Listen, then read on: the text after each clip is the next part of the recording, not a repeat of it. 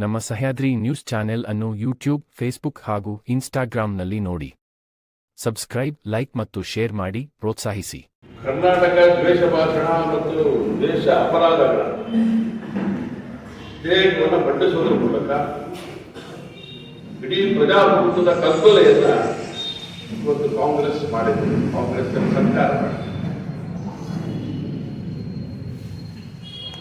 ಯಾವುದೇ ಚರ್ಚೆಗೆ ಒಳಪಡಿಸದೆ ಈ ಮಸೂದೆಯನ್ನ ಅಂಗೀಕಾರ ಮಾಡಿರುವಂಥದ್ದು ಸಂವಿಧಾನ ಬಾಹಿರದ ಕೃತ್ಯ ಅಂತ ಸಿದ್ದರಾಮಯ್ಯನವರ ಸರ್ಕಾರ ಮಾಡಿದೆ. ಅಭಿವ್ಯಕ್ತಿ ಸ್ವಾತಂತ್ರ್ಯ ಇರುವಂತ ಈ ಸಂದರ್ಭದಲ್ಲಿ ಒಬ್ಬ ಸಾಮಾನ್ಯ ವ್ಯಕ್ತಿನೂ ಕೂಡ, ಸಾಮಾನ್ಯ ಗೃಹಿಣಿನೂ ಕೂಡ, ಸಾಮಾನ್ಯ ವ್ಯಾಪಾರಸ್ಥರು ಕೂಡ ತನ್ನ ಮಾತುಗಳನ್ನು ಆಡೋದ್ರ ಮೂಲಕ ತನ್ನ ಕಾರ್ಯವನ್ನು ಮಾಡಿ ಭಾಷಣದ ಬಿಲ್ ಏನಿದೆ ಆ ರೀತಿಯ ಸಹಜವಾದಂತಹ ಪ್ರಕ್ರಿಯೆಗಳೇನಿದೆ, ನಡವಳಿಕೆಯ ಪ್ರಕ್ರಿಯೆಗಳೇನಿದೆ ಅದಕ್ಕೆ ಕಡಿವಾಣ ಹಾಕುವಂತ ರೀತಿಯಲ್ಲಿ ಈ ಬಿಲ್ ಇರೋದು. ಒಳಗಡೆ ತಮ್ಮ ನಡವಳಿಕೆ ಇದೆಯಲ್ಲ, ಇದು ದ್ವೇಷ ಬಿತ್ತುವಂತ ನಡವಳಿಕೆಗಳು. ಸಂವಿಧಾನದತ್ತವಾಗಿ ನಡ್ಕೊಳ್ಬೇಕಾದಂತ ಜಾಗದೊಳಗಡೆ ದಾದಾಗಿರಿ ಮಾಡುವಂತ ಸ್ವಭಾವ ಇಟ್ಕೊಂಡಿರುವಂತ ಕಾಂಗ್ರೆಸ್ಸಿನ ಶಾಸಕರು, ಕಾಂಗ್ರೆಸ್ಸಿನ ಮಂತ್ರಿಗಳು ಈ ಬಿಲ್ ತರಲಿಕ್ಕೆ ಯೋಗ್ಯರ? ಸಂವಿಧಾನದ ಪೀಠದಲ್ಲಿ ಕೂತಂತಹ, ಸಭಾಧ್ಯಕ್ಷ ಸ್ಥಾನದಲ್ಲಿ ಕೂತಂತಹ ಒಬ್ಬ ಸಭಾ ಅಧ್ಯಕ್ಷರನ್ನ ಎರಡು ಹೊರೆಯಾಕದಂತ ಕಾಂಗ್ರೆಸ್ಸಿನ ಶಾಸಕರು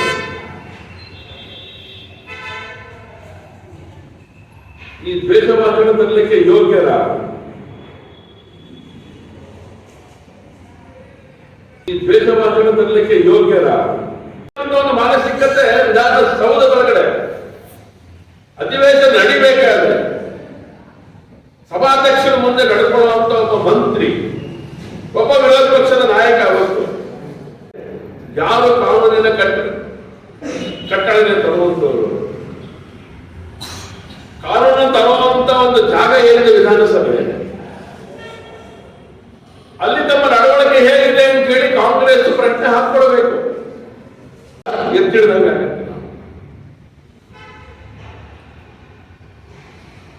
ಹಿಂದೆ ತುರ್ತು ಪರಿಸ್ಥಿತಿ ಹೇಳಿದಂತ ಸಂದರ್ಭದಲ್ಲಿ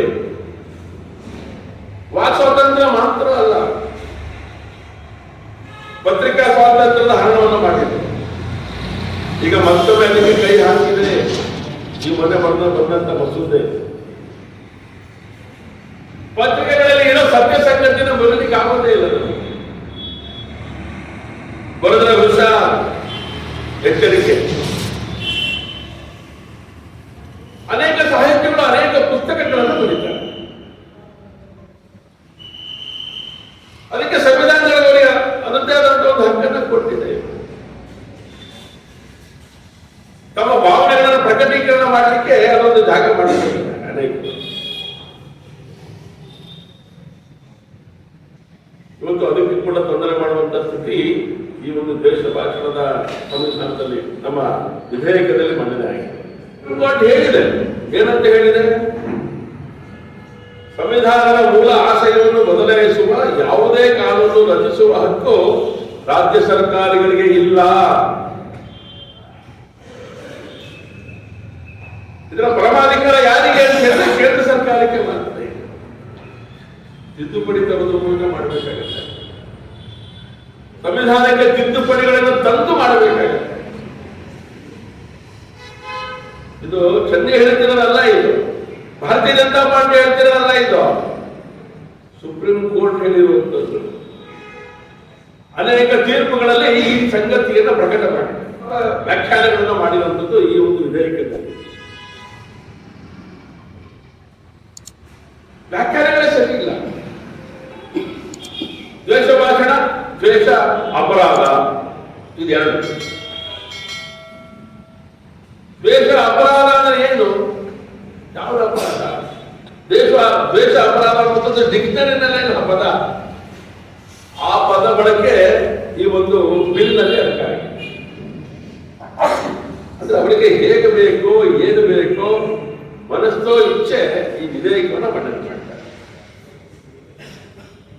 ಈ ವಿಧೇಯಕದಿಂದ ಏನೇನಾಗುತ್ತೆ ಅನ್ನೋದಂತ ಅಂತ ಹೇಳಿದ್ರೆ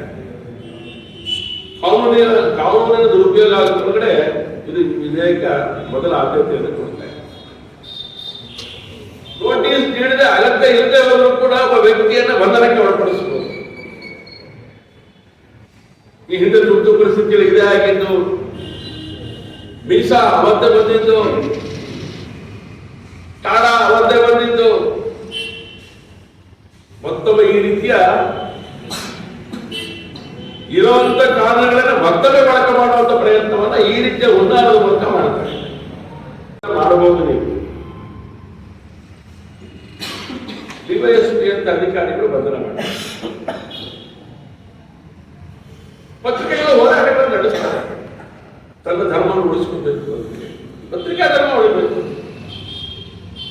ಆ ಹೋರಾಟಗಳಿಗೆ ನಿಯಂತ್ರಣ ಹಾಕುವಂತ ಸಂಗತಿಗಳು ಈ ಕಾಲದಿಂದ ನಡೆಕಾಗಿದೆ. ಸತ್ಯ ಹೇಳಬೇಕು ಅಂತ ಹೇಳಿದ್ರೆ ಪ್ರತಿಪಕ್ಷಗಳನ್ನ ಕಟ್ಟಿ ಹಾಕುವಂತ ಒಂದು ಹುನ್ನಾರ. ಪ್ರತಿಪಕ್ಷಗಳನ್ನ ಕಟ್ಟಿ ಹಾಕಲಿಕ್ಕೆ ಮುಕ್ತವಾದಂತ ಪರವಾನಗಿಯನ್ನ ಇಲಾಖೆಗಳಿಗೆ ಕೊಟ್ಟಿರುವಂಥದ್ದು.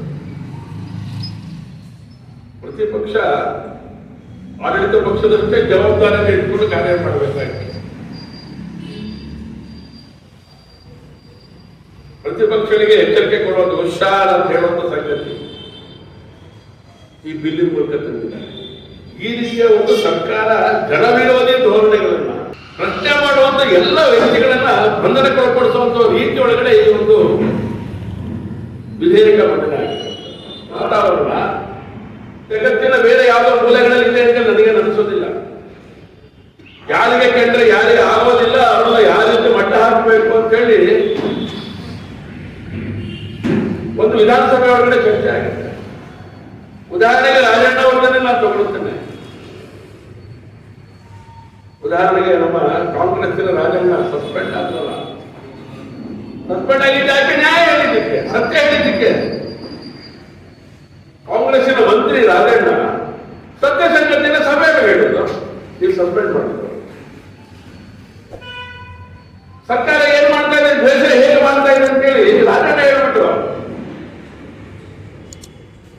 ಅದಕ್ಕೆ ನೀವು ಸಸ್ಪೆಂಡ್ ಮಾಡ್ತೀವಿ. ಮಂತ್ರಿ ಸ್ಥಾನದಲ್ಲೇ ಕರೆದೊಯ್ತು. ಇದು ಕಾಂಗ್ರೆಸ್ಸಿನ ನೀತಿ. ಇದನ್ನ ಜನರ ಮೇಲೆ ಹೇರುವಂತ ಒಂದು ಮಾನಸಿಕತೆಗೆ ಬರುವಂತ ರೀತಿ ಒಳಗಡೆ ಈ ದ್ವೇಷ ರಾಜಕಾರಣದ ಬಿಲ್ ಅನ್ನು ಪ್ರಕಟ ಮಾಡಿ ಭಯೋತ್ಪಾದಕತೆ ಈ ದೇಶದಲ್ಲಿ ನಿಲ್ಲಬೇಕು. ದುರ್ದೈವದ ಸಂಗತಿ, ಭಯೋತ್ಪಾದಕರನ್ನ ಮುಸಲ್ಮಾನರೇ ಆಗಿದ್ದಾರೆ ಅಂತ ಹೇಳಿದ್ರೆ ಇದು ದ್ವೇಷದ ರಾಜಕಾರಣ, ಇದು ಸತ್ಯ ಸಂಗತಿ ತಿಳಿಸುವಂತ ಕಾರ್ಯ ಅಲ್ವಾ? ಆಗೋದಿಲ್ಲ. ಇದು ನನ್ನ ಈ ರೀತಿಯ ಸಂಗತಿಗಳನ್ನು ಹೇಳಲಿಕ್ಕೆ ಅವಕಾಶ ಇಲ್ಲ. ಇವತ್ತು ಸೆಕ್ಯುಲರಿನ ಹೆಸರಿನೊಳಗಡೆ ಹಿಂದೂಗಳ ಮೇಲೆ ಅನೇಕ ದೌರ್ಜನ್ಯಗಳು, ಅತ್ಯಾಚಾರಗಳು, ಮಾತಿನ ಚಟುವಟಿಕೆಗಳು ನಡೆಯುತ್ತೆ. ಹಿಂದೂಗಳ ಪರವಾಗಿ ಮಾತನಾಡಿದರೆ ಕೋಪದ್ವೇಷ ಹಂಚುವಂತ ಒಂದು ಕಾರ್ಯ ಮಾಡ್ತಾರೆ ಅಂತ ಹೇಳ್ತಾರೆ. ಹಿಂದೂಗಳ ಪರವಾಗಿ ಮಾತನಾಡಿದ್ರೆ ನಾವು ಮುಸಲ್ಮಾನ್ ವಿರೋಧಿಗಳಾಗ್ಬಿಡ್ತೇವೆ. ಅವರಲ್ಲಿ ದ್ವೇಷ ಬಂದ್ಬಿಡುತ್ತೆ. ಹಿಂದೂಗಳ ಪರವಾಗಿ ಮಾತನಾಡಿದ್ರೆ ಮುಸಲ್ಮಾನಿಗೆ ನೋವಾಗ್ಬಿಡುತ್ತೆ. ಈ ಬಿಲ್ ಅಲ್ಲಿ ಬರುವಂತ ಒಂದು ಮಾನಸಿಕತೆ ಇರುವಂಥದ್ದು. ಇದ್ರ 10 ಉದಾಹರಣೆಗಳನ್ನು ಕೊಡ್ಬೋದು ನಾನು. ಯಾಕೆ ಕಾಂಗ್ರೆಸ್ಗೆ ಉರಿ ಅಂತ ಹೇಳಿದ್ರೆ,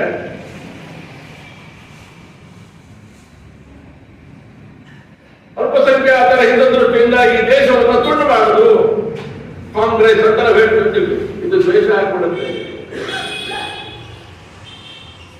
ದೇಶ ತುಂಡಾದಂತ ಸಂದರ್ಭದೊಳಗಡೆ ಹಿಂದೂಗಳ ಮೇಲೆ ಅತ್ಯಾಚಾರ ನಡೀತು, ದೌರ್ಜನ್ಯಗಳು ನಡೀತು, ತಾಯಂದಿರ ಮೇಲೆ ಮಾನವಂತದ ಹಲ್ಲೆಗಳು ನಡೀತು ಅಂತ ಹೇಳಿ ಸತ್ಯ ಹೇಳಿದ್ರೆ ಇದು ಇವರಿಗೆ ಎಲ್ಲೋ ಒಂದು ಕಡೆಗೆ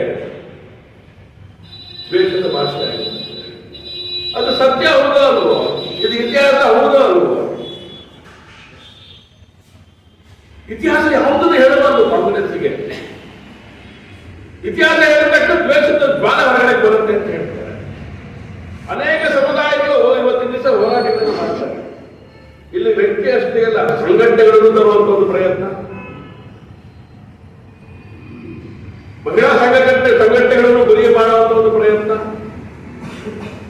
ಕನ್ನಡ ಪರ ಸಂಘಟನೆಗಳು ಗುರಿಯಾಗಿ ಮಾಡುವಂತ ಒಂದು ಪ್ರಯತ್ನ. ಯಾಕಂದ್ರೆ ಕನ್ನಡ ಮಾತಾಡಬೇಕಾದ್ರೆ ಕನ್ನಡಕ್ಕೆ ಅಪಮಾನ ಆದಾಗ ಕನ್ನಡಿಗರು ನಡ್ಕೊಳ್ಳುವಂತ ರೀತಿ ಇದೆಯಲ್ಲ, ಅದು ನಿಮಗೆ ದ್ವೇಷವಾಗಿ ಕಂಡುಬಿಡುತ್ತೆ. ಬೇರೆ ಭಾಷಿಕರ ವಿರುದ್ಧ ಏನೋ ಕನ್ನಡಿಗರು ಏನೋ ಮಾಡ್ತಾ ಇದ್ದಾರೆ ಅಂತ ಹೇಳಿ ಬೇರೆ ರೀತಿಯ ಭಾವನೆಗಳನ್ನು ಬಿಂಬಿಸುವಂತ ಕೆಲಸವನ್ನು ನೀವು ಮಾಡ್ತಾ ಇದ್ದೀರಿ. ಕನ್ನಡಿಗರಿಗೆ ಅಪಮಾನ ಮಾಡುವಂತ ಕೆಲಸ ಅಲ್ವಾ ಇದು? ಅನೇಕರಿಗೆ ಕನ್ನಡಿಗರು ಹೋರಾಟ ಮಾಡಿದಂತ ಸಂದರ್ಭಗಳಲ್ಲಿ ಚಳವಳಿ ಮಾಡಿದಾಗ ಜೈಲಲ್ಲಿ ಇಟ್ಟಿದ್ರೆ ಕೇಸ್ಗಳನ್ನು ಹಾಕಿದ್ರಲ್ಲ, ಅವ್ರು ಏನ ಅಪರಾಧ ಮಾಡಿದ್ರು?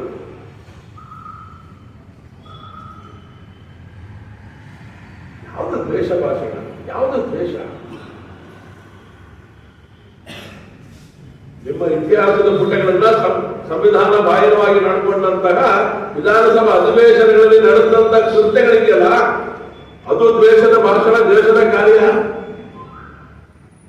ಪಾಕಿಸ್ತಾನ ಜಿಂದಾಬಾದ್ ಅಂತ ಹೇಳ್ಬೋದು, ಇದು ಹೇಳಿದ್ದು ತಪ್ಪು ಅಂತ ಹೇಳಿದ್ರೆ ದ್ವೇಷದ ಭಾಷಣ.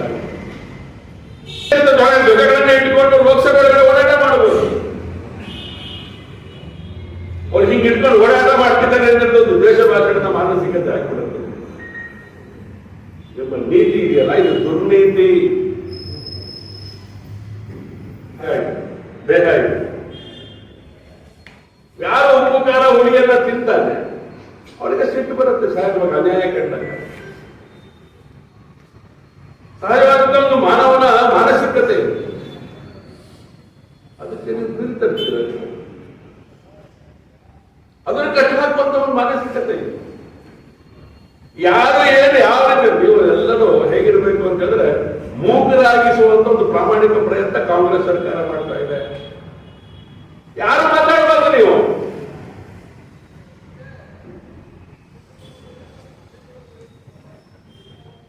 ಇದು ಎಷ್ಟು ಸರಿ? ಇದು ಮೊಬೈಲ್ ನಲ್ಲಿ ಇರುವಂತಹ ಅನೇಕ ಸಂಘಟನೆಗಳನ್ನು ಹ್ಯಾಂಡಲ್ ಮಾಡ್ತಾರೆ. ಅಲ್ಲಿ ಯಾವುದೋ ಒಂದು ಪದ ವ್ಯತ್ಯಾಸ ಆಯಿತು ಅಂತ ಇಟ್ಕೊಳ್ಳಿ, ಅವನಿಗೆ 7 ವರ್ಷ ಜೈಲ್ ಅಂತ ಹೇಳ್ತಿರ್ಲಿ, 7 ವರ್ಷ ಜೈಲ್ ಅಂತ ಹೇಳಿ ನಿಲ್ಲಿಸಿದ್ರೆ 10 ವರ್ಷ ಜೈಲು ಅಂತ ಹೇಳಿ. ಅವನು ದ್ವೇಷ ಭಾಷಣ ಮಾಡಿದಾನೋ ಬಿಟ್ಟಿದಾನೋ ಗೊತ್ತಿಲ್ಲ, ಬಂಧನ ಮಾಡೋ ಅಂತ ಹೇಳ್ತಾರೆ.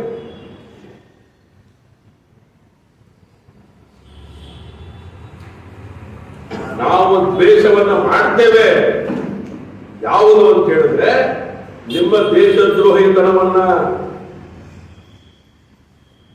ದೇಶದ್ರೋಹಿಗಳಿಗೆ ಕುಮ್ಮಕ್ಕು ನೀಡಿದಾರಂತ ಕಾಂಗ್ರೆಸ್ಸಿನ ಮಾನಸಿಕತೆಯನ್ನ ನಾವು ದ್ವೇಷ ಮಾಡುವಂಥದ್ದು. ಇದನ್ನ 16 ಕಡೆ ಭಾಷೆಗಳನ್ನು ಮಾಡ್ತೇವೆ ನಾವು. ನಿಮಗೆ ಸಿಟ್ಟು ಬಂದು ದ್ವೇಷ ಬಂದ್ರೆ ನಾನೇನ್ ಮಾಡ್ತೀನಿ? ನಾನು ಆಡೋ ಮಾತಿನಿಂದ ನಿಮಗೆ ದ್ವೇಷ ಅಸೂಯೆ ಪ್ರಾರಂಭ ಆದ್ರೆ ನಾನೇನ್ ಮಾಡ್ಲಿ? ಸತ್ಯ ಸಂಗತಿ ಹೇಳಿರೋದು ನಾನು.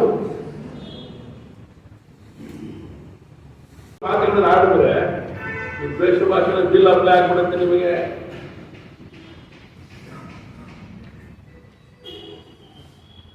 ಅಂದ್ರೆ ಮುಸಲ್ಮಾನ ಅಲ್ಲಿರೋದು, ಹಿಂದೂಗಳು ಹೊಡೆದಾಗ್ತಿರೋದು ಮುಸಲ್ಮಾನರು ಅಂತ ಎಲ್ಲಿ ನಾವು ಹೇಳಿದ್ರೆ ನಿಮಗೆ ಒಲಿ ಬರುತ್ತೆ. ಇಲ್ಲಿರಂತ ಮುಸಲ್ಮಾನರು ಬಾಂಗ್ಲಾ ನಡೆದಿರುವಂತ ಕೃತ್ಯ ಇವತ್ತಿನ ದಿವಸ ಖಂಡಿಸ್ತಾ ಇಲ್ಲ ಅಂತ ಹೇಳಿದ್ರೆ ನಿಮಗೆ ಸಿಟ್ಟು ಬರುತ್ತೆ, ದ್ವೇಷ ಅಂತ ಅನಿಸ್ಬಿಡುತ್ತೆ.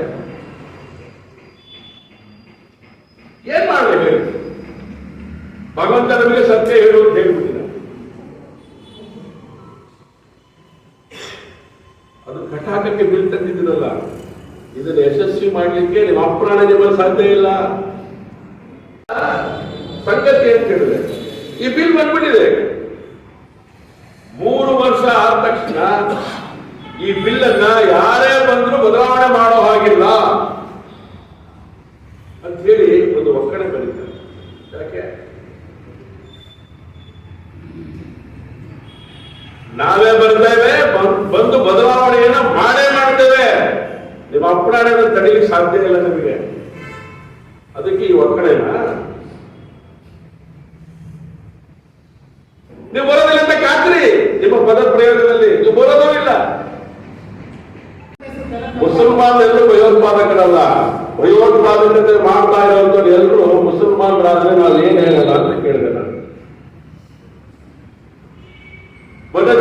ಹೆಮ್ಮೆ. ಯಾವುದವರೆಲ್ಲ ಡಾಕ್ಟರ್ಸು,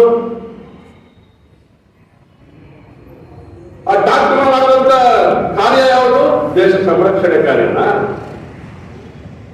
ದೇಶದ ರಕ್ಷಣೆ ಕಾರ್ಯ ಮಾಡಿದ್ರು ಅವರು.